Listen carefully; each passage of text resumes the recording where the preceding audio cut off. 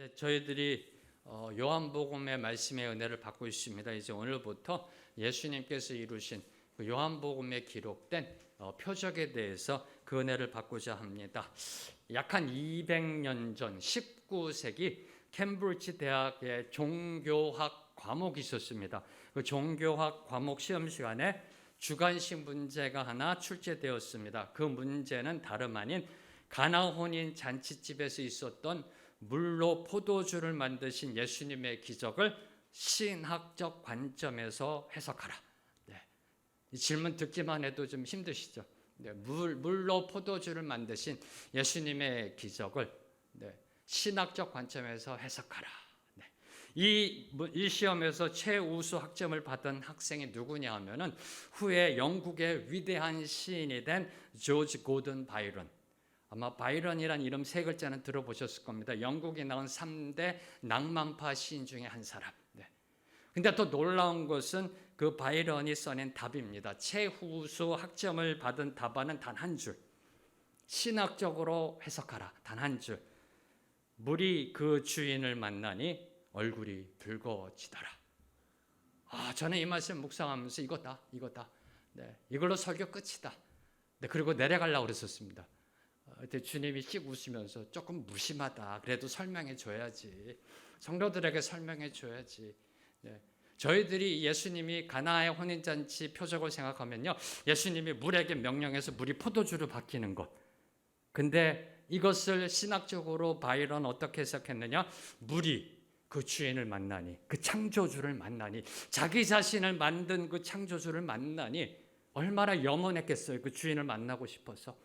그 얼굴이 붉어졌더라. 이겁니다.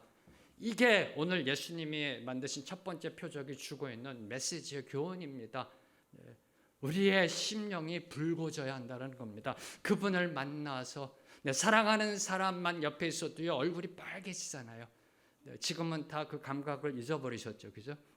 하도 오랫동안 그냥 옆에 사랑하는 분과 옆에 있어서. 옛날에 첫사랑 막 사랑할 때 생각해 보세요. 옆에만 있어도요, 무슨 얘기 얼굴이 빨개지잖아요. 이렇게 둘이 사겨 얼굴이 빨개지잖아요. 그 얼굴이 붉어졌더라. 그 얼굴이 어떻게 붉어지는지 이제 그 과정을 오늘 말씀 통해서 은혜 받고자 합니다. 물이 포도주로 변한 이 기적은 요한복음에 기록된 예수님의 7가지 표적 중에 첫 번째 표적입니다. 그리고 딱 이 말만 들어도요, 인간의 상식과 과학을 뛰어넘는 초자연적 변화입니다. 뭘 의미할까요? 인간이 만들어내는 변화가 아니라는 겁니다. 인간이 주도하는 개혁이 아니라는 겁니다. 종교가, 교회가, 목사가 이끌어 나가는 개혁의 변화가 아니라 신이 주도하는 변화다. 신이 만들어가는 변화다라는 겁니다. 그래서 근본적이고 완전한 새로운 변화입니다. 그리고 성경 역사상 이제 구약의 율법 시대에서 이제 은혜의 시대로의 변화되어짐을 암시하고 있는 겁니다. 이러한 변화는 물이 포도주가 된 표적만이 아니라요, 요한복음에 기록된, 성경에 기록된 예수님의 모든 표적을 통해 선포, 증거되고 있는 겁니다. 예수님의 기적과 이적, 표적들이 가리키고 있는 것은 바로 이 새로운 변화라는 겁니다. 새로운 시대로의 변화를 가리키는 예수님의 그 표적, 기적, 이적들은 늘 항상 하나님의 치유와 하나님의 공급, 그리고 하나님의 회복과 하나님의 평강을 선포하고 있다는 겁니다. 한번 곰곰이 생각해 보세요. 앉은 자를 일으키고 눈먼 자를 눈뜨게 하고 죽은 자를 살리시는 예수님의 표적, 물이 변하여 포도주가 되는 표적, 하나님의 치유와 하나님의 공급과 하나님의 그 회복과 평강의 섭리를 선포하고 있는 겁니다. 특히 마지막 요한복음 마지막 7번째 표적인 죽은 나사로가 다시 살아나는 그 기적, 이게 마지막에 기록되어 있습니다. 마지막에 기록되어 있는 이 표적을 통하여 죽음도 뛰어넘는 본질적인 변화, 죽음까지도 뛰어넘는 본질적인 변화, 영생이 일어나게 될 것을 계시하고 있는 것이 바로 예수님의 표적이라는 겁니다. 이런 표적들이 보여준 치유와 회복, 그리고 영생의 축복이 드디어 예수님께서 십자가에서 죽으시고 다시 살아나신 그 부활의 기적을 통하여 온전히 성취되었음을 사도 요한은 증거하고 있는 겁니다. 아니, 하나님의 말씀이 이걸 증거하고 있는 겁니다. 한마디로 예수님의 표적은 십자가를 가리키고 있는 겁니다. 십자가를. 네. 자, 오늘 말씀 1절과 2절 말씀 다시 한번 읽겠습니다. 시작. 사흘째 되던 날 갈릴리 가나에 혼례가 있어 예수의 어머니도 거기 계시고 예수와 그 제자들도 혼례의 청함을 받았더니, 자, 사도 요한은 우선 먼저 예수님의 첫 번째 표적이 발생한 때, 장소, 그리고 그 배경을 설명합니다. 장소 가나, 갈릴리 가나, 배경 혼인잔치, 때 사흘째 되던 날. 그래서 1절에 보면 사흘째 되던 날로 시작합니다. 자, 이는 사흘째 되던 날, 무엇으로부터 사흘째 되던 날일까요? 이 암문맥과 연결된다는 겁니다. 암문맥을 보면 예수님이 빌립과 나다나엘, 바돌로메라고 혹시 기억하시는지, 예수님의 12제자 중에 신학자들은 이 나다나엘이 바돌로메일 것으로 추정하고 있습니다. 빌립과 나다나엘을 제자로 부르신 후 3일째 되던 날. 네. 다시 말하면 그 예수님이 그 빌립과 나다나엘을 제자로 부르신 후 3일째 되던 날, 예수님은 갈릴리 가나의 혼인잔치에 초대받아 제자들과 함께 그 잔치에 참석하셨던 겁니다. 이 대목에서 주목해야 하는 것, 왜 하나님은 사흘째 되던 날로 시작했을까? 주목해야 하는 것, 가나는 예수님이 부르신 제자 나다나엘의 고향이라는 겁니다. 출신지요. 요한복음 21장 2절에 보면 가나 사람 나다나엘, 네. 이는 가나의 혼인잔치 표적과 나다나엘을 부르신 사건이 서로 연결되어 있음을 하나님께서는 우리에게 성경 말씀은 암시하고 있는 겁니다. 자, 요한복음 1장을 보면은 예수님은 가나의 혼인잔치에 참석하기 전에 빌립을 통해 나다나엘을 제자로 부르셨습니다. 빌립을 보내서 나다나엘을 제자로 부르십니다. 그 예수님의 부르심에 대해 나다나엘의 첫 반응은 시큰둥합니다. 여러분이 나중에 요한복음 1장 읽어보시면요, 네, 이렇게 얘기합니다. 나사렛에서 어떻게 메시아가 나와? 난 들어보지도 못했어. 상당히 시큰둥한 반응입니다. 그런데 빌립을 따라와 예수님을 만난 나다나엘은 예수님 앞에 무릎을 꿇습니다. 예수님 앞에 무릎을 꿇습니다. 빌립이 찾아오기 전에 자신이 어디에 있었는지 아무도 모르잖아요.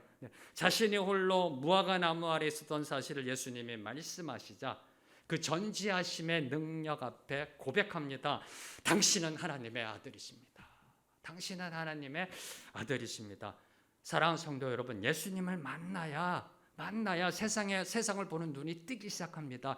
예수님을 만나야 인생의 정답이 보이기 시작한다는 겁니다. 예수님을 만나야 얼굴이 붉어지기 시작하죠. 네. 물이 그 주인을 만나니 얼굴이 붉어지더라. 만나야 붉어지기 시작한다는 겁니다. 이 나다나엘의 고백을 향해 예수님은 다음과 같이 선포하십니다. 요한복음 1장 50절 말씀 함께 읽겠습니다. 시작. 예수께서 대답하여 이르시되 내가 너를 무화과 나무 아래에서 보았다 함으로 믿느냐? 이보다 더 큰 일을 보리라. 이보다 더 큰 일을 보리라. 예수님이 말씀하신 더 큰 일이 뭘까요? 나다나엘에게 얘기합니다. 이보다 더 큰 일을 보리라. 더 큰 일이 과연 무엇일까요? 바로 그것이 7개의 표적. 이제 앞으로 일어나는 예수님의 그 기적과 이적, 그리고 예수님의 십자가 사건을 말씀하고 계시는 겁니다. 다시 말해 더 큰 일이 이제 가나 혼인잔치부터 계시되기 시작하는 겁니다. 더 큰 일, 하나님이 이루시는 더 큰 일이 이제 가나 혼인잔치부터 계시되기 시작하는 겁니다. 자, 이 대목에서 저와 여러분이 질문해야 될 것, 그럼 왜 예수님의 첫 번째 표적 사건은 왜 혼인잔치에서 일어났을까?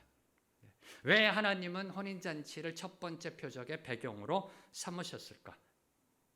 당시 백성들의 존경받던 세례 요한, 예수님이 오실 길을 선포하며 나아갔던 세례 요한, 예수님의 메시아 되심을 예비한 세례 요한, 세례 요한의 삶은 광야에서 금식하고요, 고행하며 예수님의 오심을 예배하고 있었습니다. 그런데 정작 메시아는 먹고 마시는 혼인잔치에서 첫 번째 표적을 선포하신 겁니다. 왜 그러셨을까?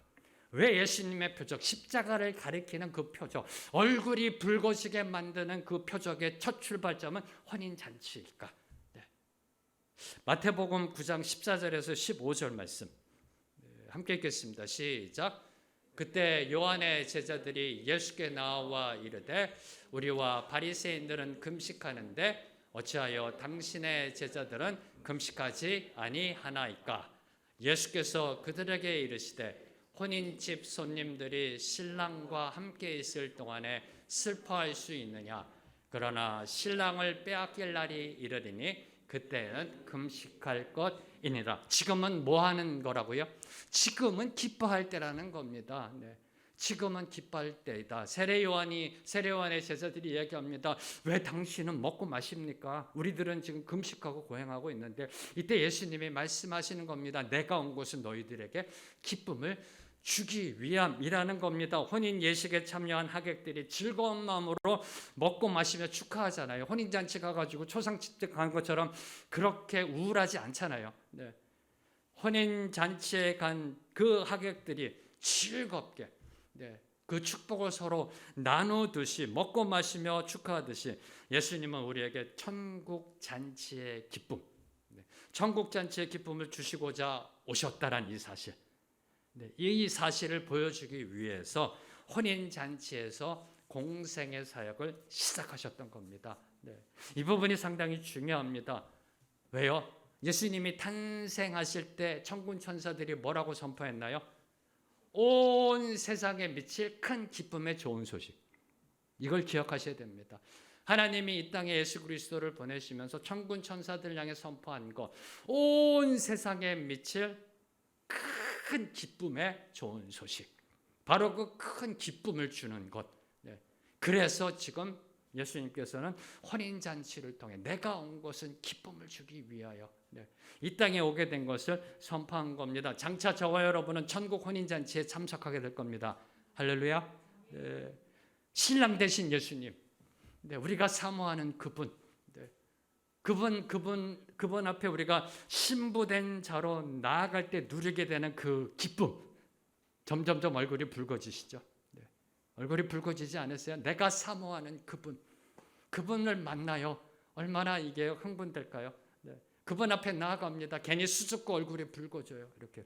요새는 이제 저를 보고 수줍어하며 붉어지는 분이 안 계세요.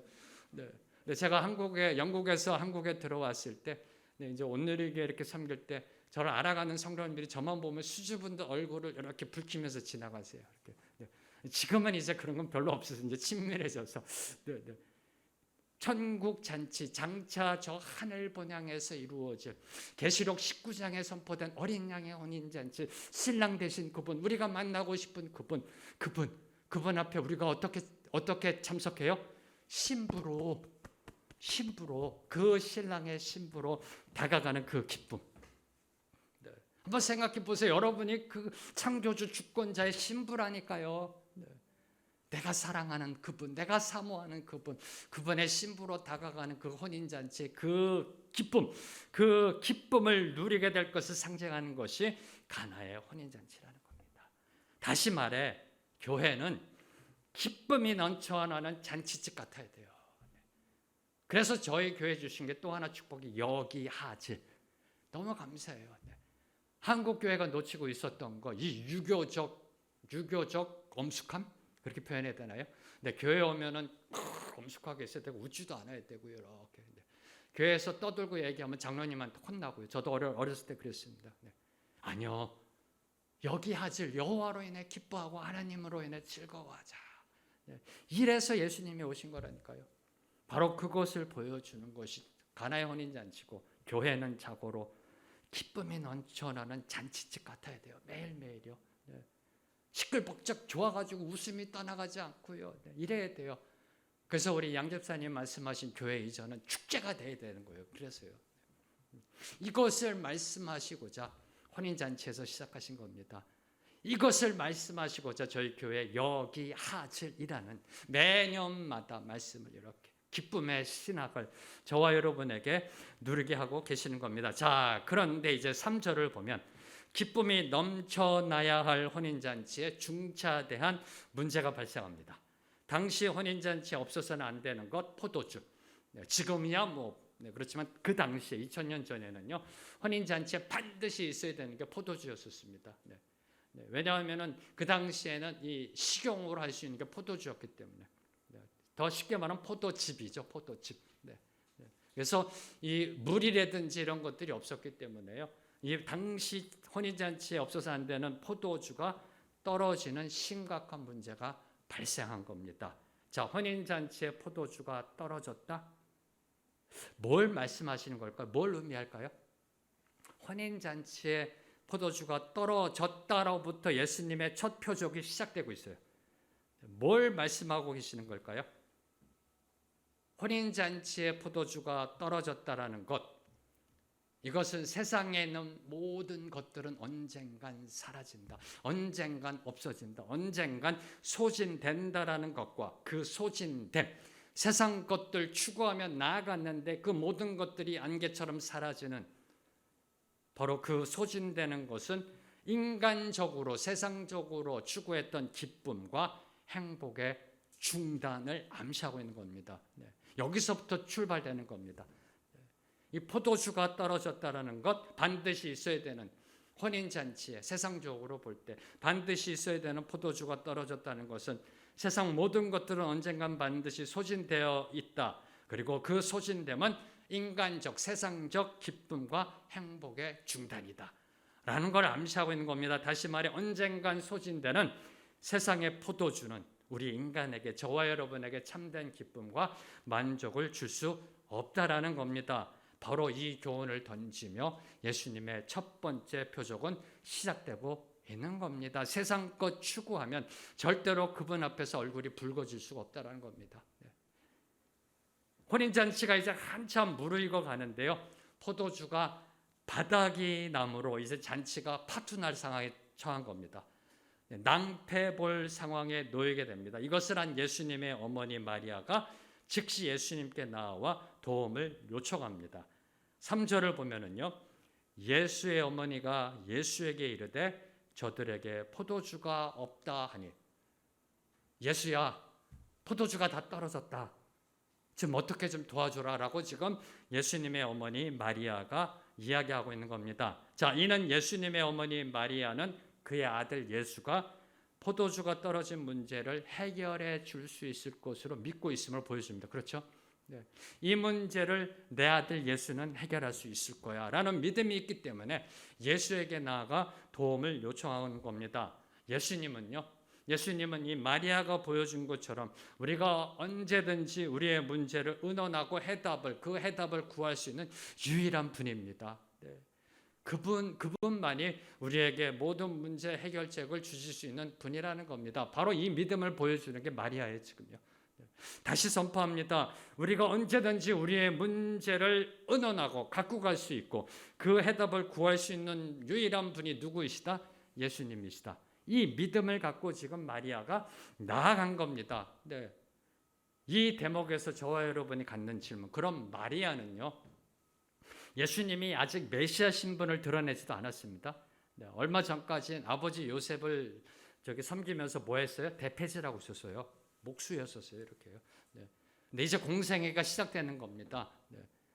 아직 메시아 신분을 드러내지도 않으셨어요. 아직 기적을 행하시기 전입니다. 기적을 행하시기 전인데 어떻게 그런 믿음을 가질 수 있었을까?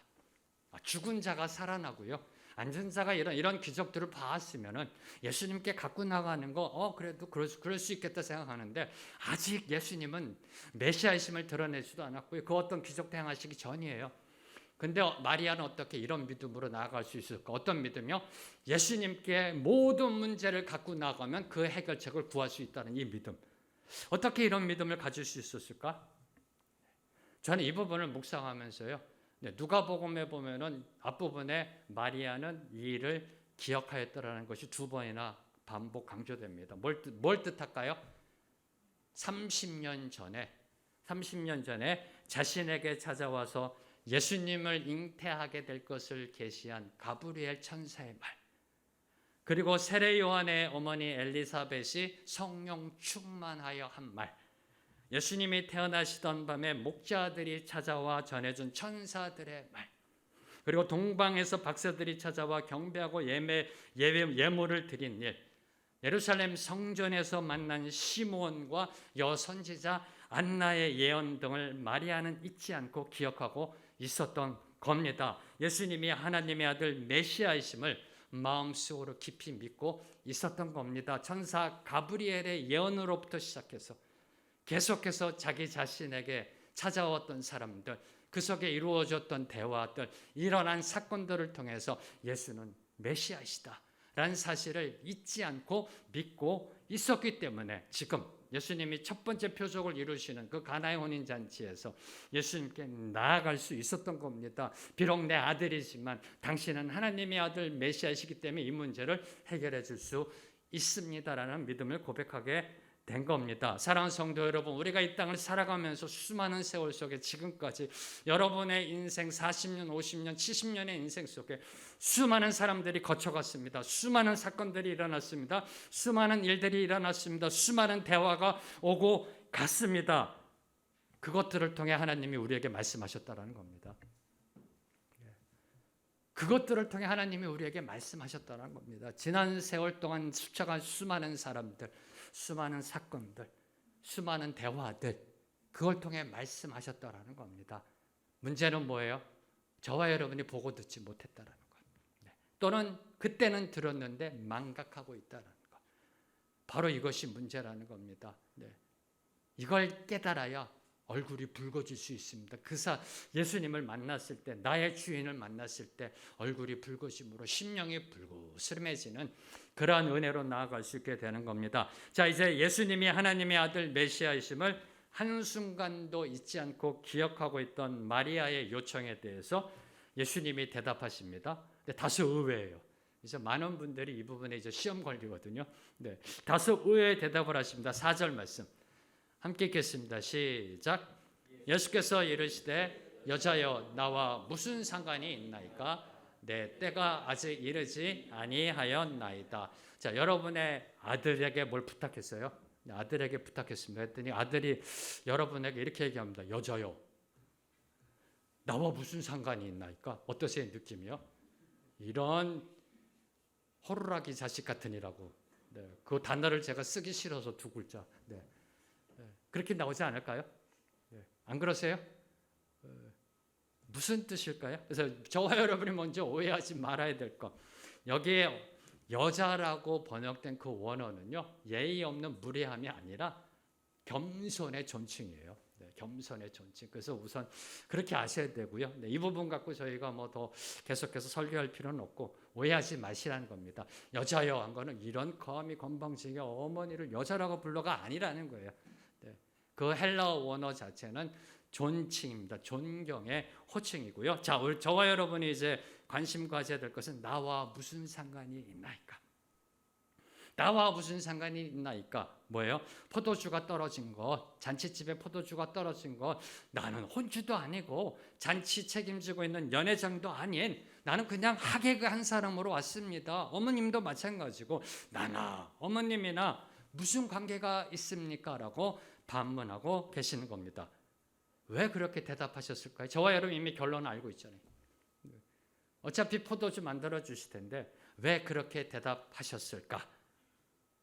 예수님은 이제 행하실 그 기적의 성격을 분명하게 하기 위해서 다소 쌀쌀맞게, 다소 엄정하게 말씀하셨던 겁니다. 본질을 놓치지 말라라고 말씀하시는 겁니다. 두 가지의 의미입니다. 첫 번째, 단지 세상적 목적, 혼인 잔치집의 포도주 문제를 해결하기 위한 기적은 행하지 않으실 것을 말씀하고 계시는 것이 나와 무슨 상관이 있습니까? 라는 그 대답 속에 들어가 있는 겁니다. 무슨 소리냐고요? 광야에서 사탄이 뭐라고 그랬나요? 돌로 뭘 만들어라? 떡을 만들어라. 돌을 떡으로 만들라는 사탄의 시험처럼 인간의 세속적 욕구를 해결하려는 기적은 행하지 않으실 것을 말씀하고 계신 거고요. 둘째, 앞으로 행할 기적은 메시아적 소명과 영광을 드러내기 위한 것이 암시하고 있는 겁니다. 무슨 말이냐면 기적은 예수님이 행하시는 기적은 혼인잔치의 흥행과 관계가 있는 것이 아니라는 겁니다. 예수님이 행하실 기적은 십자가를 향한 표적이 되어야 한다. 본질을 보아야 한다. 이 부분을 말씀하시고자 하셨던 겁니다. 그래서 예수님은 내 때라는 단어를 사용하십니다. 내 때가 아직 이르지 아니하였다. 내 때가 아직 이르지 아니하였다. 자, 이 때라는 단어는 여러분이 많이 들어왔을 겁니다. 그렇죠? 근데 문자적으로 예정된 시간 또는 특별한 사건, 특별하게 예정되어 있는 그 사건 또는 때를 말합니다. 즉 하나님이 정하신 때, 즉 예수님의 십자가 사건을 가리키고 있는 겁니다. 자, 이는 예수님이요 공생애를 시작하시는 시점에 뭘 보고 있어요? 십자가를 보고 있다는 겁니다. 내 때. 지금 공생애를 시작하시는 관점에 3년 뒤에 일어날 죽음과 부활을 통해 이루실 구속사의 완성을 내다보고 있음을 시사하고 있는 것이 내 때라는 이 단어 속에 들어가 있는 겁니다. 다시 한번 강조합니다. 이 첫 번째 표적, 물이 포도주로 변하는 기적은 예수님의 십자가 구속 사역의 시작을 알려주는 표적, 다시 말해 십자가를 가리키는 표적이었다. 십자가를 가리키는 표적이었다라는 겁니다. 이해되셨는지요? 이게 이해되셨으면 놀라셔야 되는데, 소망이 있어야 되는데, 왜요? 때가 아직 이르지 않았는데 물이 포도주로 변하는 기적이 일어났습니다. 그러면 때가 이른다면 얼마나 더 큰 영광의 기적이 일어날는지요. 때가 이르지 않았는데도 물이 포도주로 변하는 기적이 일어났는데 때가 이르면 얼마나 더 큰 영광의 기적이 일어날까. 이 소망이 바로 예수님이 나다나엘에게 말씀하신 더 큰 일을 보리라의 소망입니다. 오늘도 저와 여러분이 붙잡아야 될 소망이 바로 이겁니다. 때가 이르기 전에 물이 포도주로 변하는 기적이 일어났는데 때가 이르렀잖아요. 그분의 십자가가 선포됐잖아요. 얼마나 더 큰 영광이 지금 일어나고 있을까요? 바로 이 소망이 저와 여러분의 소망이 되기를 선포합니다. 자, 이제 5절과 8절은요. 물이 포도주로 변하는 예수님의 기적에 대해 기록하고 있습니다. 자, 예수님은 유대 사람들의 정결 의식, 손 닦고 발 닦는 그 정결 의식에 쓰이는 돌 항아리 6개, 한 항아리당 최소 100리터가 들어간다고 합니다. 당시 아마도 성지순례 가셨던 분들은 그 가나의 한 그 예배당 밑에 가면은 그 돌 항아리 놓여 있는 걸 보셨을 겁니다. 한 100리터 정도 들어가는 돌 항아리 6개에 물을 가득 채우라라고 말씀하십니다. 7절과 8절 말씀 함께 읽겠습니다. 시작. 예수께서 그들에게 이르시되 항아리에 물을 채우라 하신즉 아기까지 채우니 이제는 떠서 연회장에게 갖다 주라 하시매 갖다 주었더니, 자, 예수님이 하인들에게 항아리에 물을 채우라 말씀하십니다. 6개 항아리에 600리터, 100리터니까요. 600리터의 물을 채웁니다. 이것도 엄청나게 힘들었을 것 같아요. 6개 돌 항아리에 물을 가득 채웁니다. 그들은 항아리마다 물을 넘치도록 가득 채웠고요. 자, 그리고 그 물을 떠서 연회장에게 갖다 주라. 비상식적이잖아요. 포도주를 요청했는데 그냥 물을 떠다 주라. 이 비상식적이고 비이성적인 말씀에 놀랍게도 두말 없이 한치의 망설임도 없이 순종하였습니다. 갖다 주라. 갖다 주었더라. 한치의 망설임도 없이 순종하였다는 겁니다. 종이니까요. 종이니까 당연히 그래. 아니요. 여기서 하인이다라고 기록된 헬라어 디아코노스는 당시 종노예가 아닙니다. 당시 종노예가 아니라 잔치를 돕기 위해 일시적으로 고용된 사람들입니다. 일꾼들. 그 일꾼들입니다. 자, 주인의 말에 절대적으로 복종해야 하는 종이 아닙니다. 혼인 잔치를 위해 특별히 고용된 사람들이 고용주도 아니고요. 그다음에 잔치 책임자인 연회장도 아닌 그런 사람의 비상식적인 요구에 순종한다는 것, 여러분 어떻게 생각하세요? 여러분이 이 하인들 중에 한 명이었다면 순종할 수 있으실런지요? 근데 오늘 말씀을 보면 한 사람이 아니에요. 복수의 복수, 하인들, 복수의 사람들이 모두 다 아무런 대꾸나 이의 제기 없이 순종하였다는 겁니다. 이런 어떻게 이해될까요? 여러분 같으면 그냥 묵묵히 순종할 수 있었을까요? 순종할 수 있으세요? 종이 아니라니까요. 잔치를 돕기 위해 고용된 사람이에요.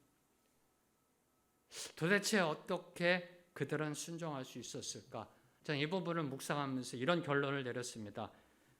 오늘도 살아 역사하시는 하나님의 아들, 그 예수 그리스도, 그분 앞으로 나아가면 그분의 신적 위엄, 그분의 거룩한 위엄 앞에 무릎 꿇게 되어 있다라는 겁니다. 예수님을 만나서 예수님을 받아들여서 그분의 말씀을 듣게 되면 누구처럼요? 나다나엘처럼 나사렛에서 무슨 메시아가 나오겠느냐라고 시큰둥했던 나다나엘이 예수님을 보자 그분의 말씀을 듣자 무릎 꿇었던 것처럼 당신은 하나님의 아들이다라고 고백할 수밖에 없다. 바로 이겁니다. 바로 이런 경외감이 우리를 순종으로 인도한다라는 겁니다. 다시 말해 예수님을 만나야 순종할 수 있다는 겁니다. 예수님을 만나야 순종할 수 있습니다. 그래서 순종할 수 있는 것도 은혜입니다. 순종하는 것도 은혜입니다. 그리고 더 큰 애, 우리의 순종을 통해서 하나님은 기적을 이루어 가신다는 겁니다. 우리의 순종을 통해서 뭐가 아쉬워서 주님이 우리의 순종이 필요하실까요? 그죠? 그냥 다 이루실 수 있는 분인데 우리에게 순종하는 것도 은혜로 주시면서 그 순종을 통해 하나님의 역사하심, 하나님의 섭리, 하나님의 기적을 이루어 가신다는 것, 순종할 수 있게 만들어 주신 것도 감사한데 기적까지 덤으로 주시는 그 하나님의 은혜, 순종하게 만들어서 순종을 통해 하나님의 섭리와 역사의 그 기적을 보여주시는 그 선물을 덤으로 주시는 그 하나님의 은혜, 그 하나님의 은혜로 인해 일어난 기적이 9절에 기록되어 있습니다. 9절 말씀 함께 읽겠습니다. 시작. 연회장은 물로 된 포도주를 맛보고도 어디서 났는지 알지 못하되 물도온 하인들은 알더라. 연회장이 신랑을 불러. 자, 여기서 예수님의 표적에 대해서 두 사람의 대조된 모습이 나와요. 연회장과 하인들.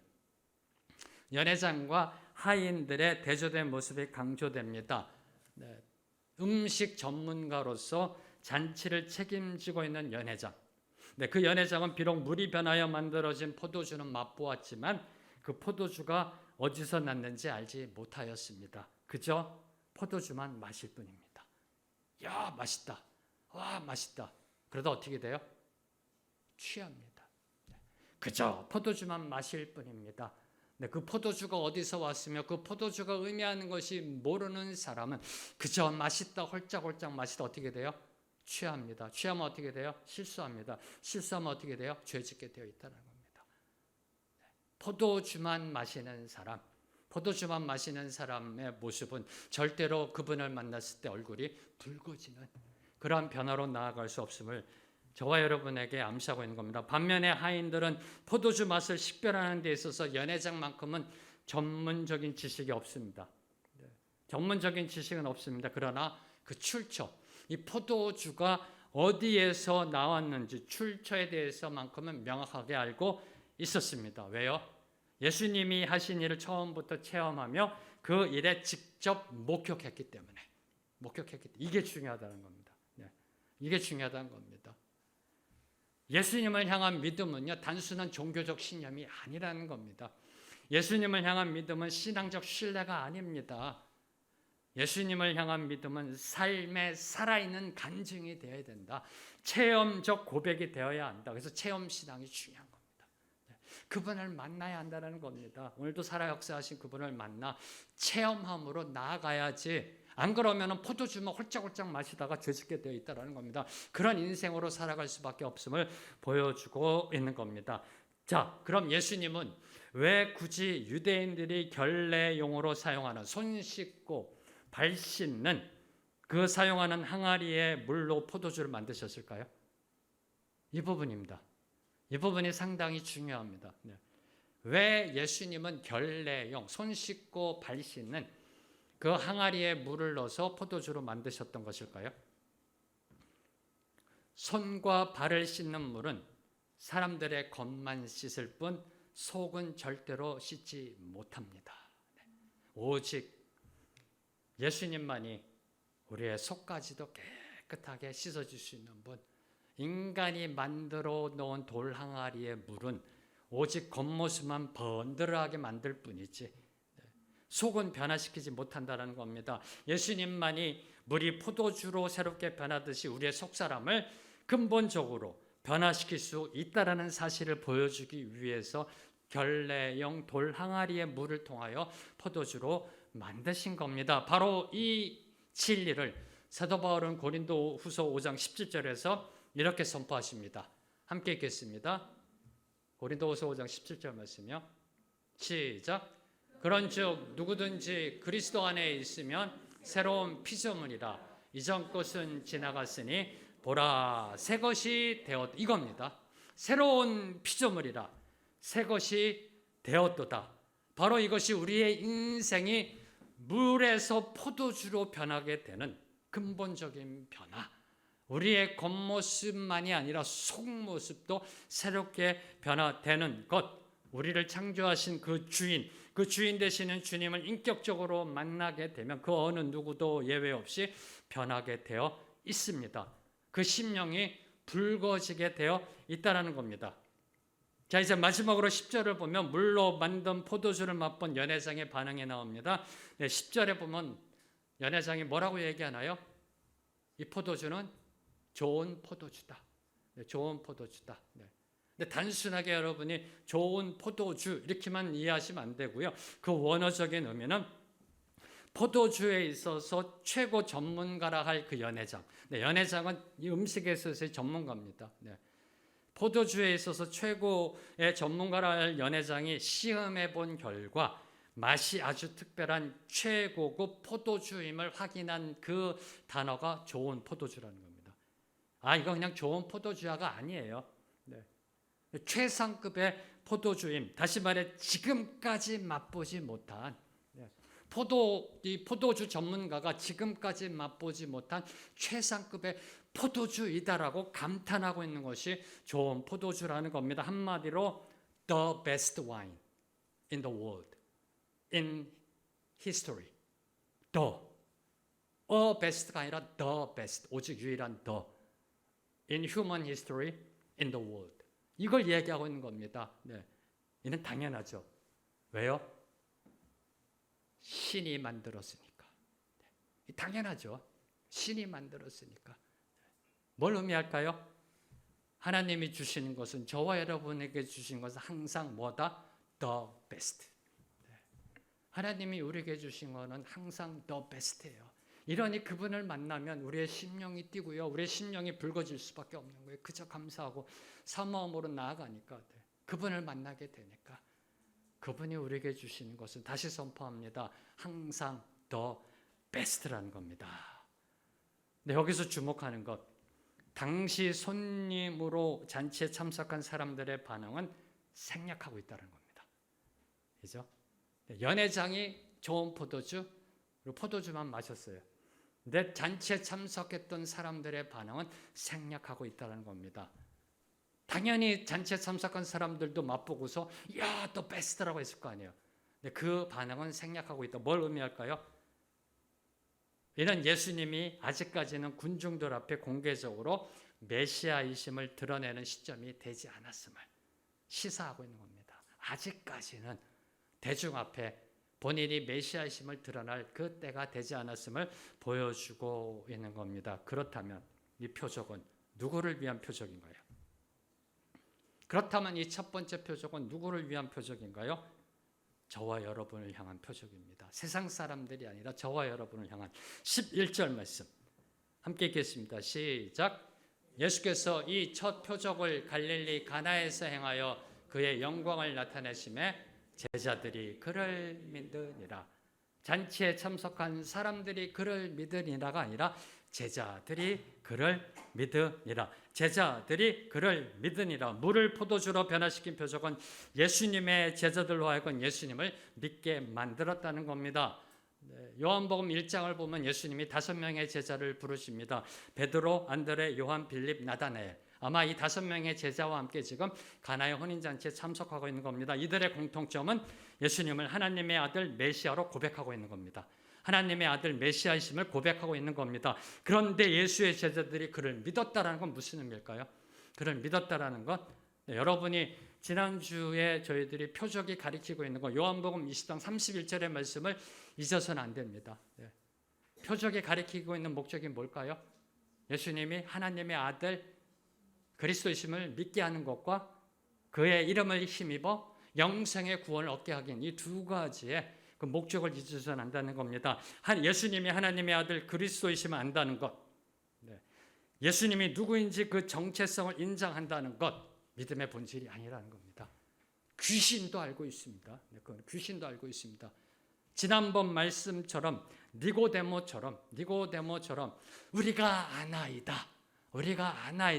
그것이 믿음의 본질이 아니라는 겁니다. 예수님의 제자들은 이 표적을 보기 전에는 지식적으로, 정보적으로 예수님을 알고 머리로만 예수님을 인정하는 오이다의 깨달음, 니고데모의 그 오이다의 깨달음, 그 오이다의 깨달음을 갖고 니고데모가 주님께 나와 그 다음 단계로 나아갔잖아요.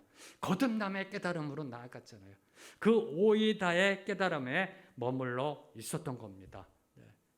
그 오이다의 깨달음에서 이제 거듭남의 깨달음으로 나아간 것이 그를 믿으니라라는 그 단어입니다. 이 오이다의 깨달음이 상당히 중요한 게요.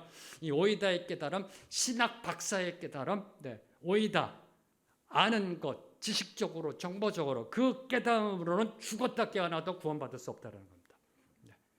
이것이 제자들이 그를 믿으니라는 단어 속에 들어가 있는 겁니다. 이 대목이 중요한 거, 지난 2000년 동안 이단과 사이비가 내건 전략이 바로 이 전략이에요.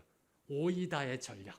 늘 항상 성도들을 꿰는 건 오이다의 전략이에요. 새로운 성경 공부, 새로운 요한계시록의 해석, 늘 이 전략입니다. 성경 66권 외에 또 이런 것들이 있다. 새로운 오이다의 깨달음. 이걸로 늘 항상 이단과 사이비는 깨워왔습니다. 근데 이걸로는 죽었다 깨어나도 구원을 받을 수가 없다라는 것이 예수님의 표적이 보여주고 있는 겁니다. 기억하십시오. 사도 바울은 오늘도 저와 여러분에게 이렇게 경고하는 겁니다. 항상 배우나 결코 진리의 지식에 도달할 수 없다. 그 다음 단계로 나아가야 한다는 겁니다. 그 다음 단계를 위해서 니고데모가 예수님을 찾아왔고요. 예수님을 만났고요. 그래서 거듭남의 깨달음으로 나아갔듯이 오늘 예수님의 가나의 혼인잔치에 참석한 이 제자들은 예수님의 그 표적을 통해서 누굴 본 거예요? 누굴 만난 거예요? 창조주, 주권자 되시는 그 예수 그리스도를 인격적으로 만난 겁니다. 제자들이 그의 주인을 보니 얼굴이 붉어지더라. 만난 거예요. 그를 믿으니라가 바로 그 말씀입니다. 지식적으로, 정보적으로 머리만 알고 있었는데 이 표적을 통해서 이분이 나의 주인이시고 창조주시고 주권자이시구나. 이것이 이제 인격적으로 다와 그분을 만나게 되는, 그러므로 인해서 그들의 심령이 붉어졌던 겁니다. 바이런이 내놨던 그 답, 그 답의 모습이 드디어 제자들의 심령 속에 일어났던 겁니다. 주님을 만나야 삶의 변화가 일어납니다. 주님을 만나야 영혼의 변화가 일어납니다. 뒤집으면 변화가 일어난 자가 구원받은 자입니다. 오늘 말씀을 맺으며 이런 질문을 던집니다. 가나의 혼인잔치에 예수님이 아니 계셨더라면 어떻게 되었을까? 그죠? 가나의 혼인잔치에 예수님이 아니 계셨다면 어떻게 되었을까? 예수님이 없는 인생은요, 세상적으로 모든 것이 풍족하고 부족함이 없어 보여도요, 진정한 기쁨이나 만족이 없는 텅 빈 허한 인생입니다. 그래서 늘 항상 세상 사람들은 이 세상을 떠날 때 그러잖아요. 헛되고 헛되도다. 너희들은 나처럼 살지 마라. 이런 유언을 남기잖아요. 세상 사람들이요. 모든 것 다 갖고 있는 것처럼 보여도 늘 항상 텅 빈 마음. 그래서 술에 빠지고 마약에 빠지고 세상 오락에 빠지는 겁니다. 예수님이 없는 인생의 빈자리는 이 세상에는 그 어떤 곳으로도 채울 수 없습니다. 세상의 포도주는 언젠간 떨어지게 되어 있습니다. 오직 예수님만이 우리에게 영원한 기쁨과 즐거움에 충만함을 주시는 분입니다. 오늘도 그분 앞으로 나아가 여러분의 얼굴이 심령이 붉어지는 그 은혜를 받게 되기를 소망합니다. 자, 표적의 본질은 예수 그리스도이십니다. 그분 한 분만으로 만족하다라고 선포하며 함께 찬양함으로 나아갑니다. 주님 한 분만으로 나는 만족해.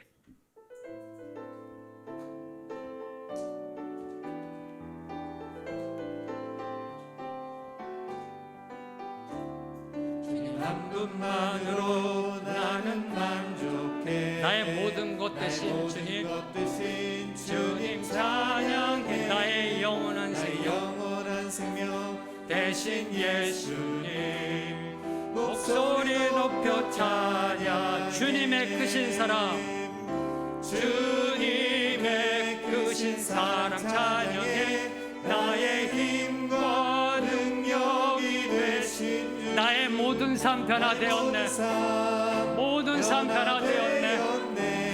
크신 주의 사랑. 자, 한 번 더 고백합니다. 주님 한 분만으로 나는 만족하십니까? 주님 한 분만으로 만족하신지요? 주님 찬양해. 나의 영원한 생명 대신 예수님 목소리 높여 찬양해. 주님의 크신 사랑, 주님의 크신 사랑 찬양해. 나의 힘과 능력이 되신 주, 나의 모든 삶 변화되었네. 모든 삶 변화되었네. 한 번 더 고백합니다. 주님의 크신 사랑 찬양해. 주님의 크신 사랑 찬양해. 나의 힘과 능력이 되신 주, 나의 모든 삶 변화되었네. 크신 주의 사랑 찬양. 지존하신 주님 이름 앞에, 지존하신 주님 이름 앞에 모두 무릎 꿇고 나 경배해. 거룩하신 주님 보좌 앞에 엎드려 절하세. 예수는 그리스도, 예수는 그리스도, 예수는 주, 하나님의 영으로 경배드. 예수는 그리스도,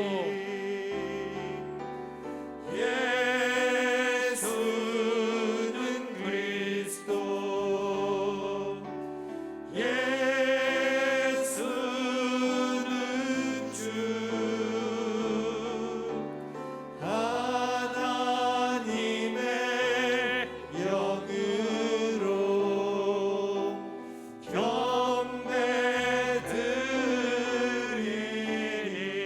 경배드리리.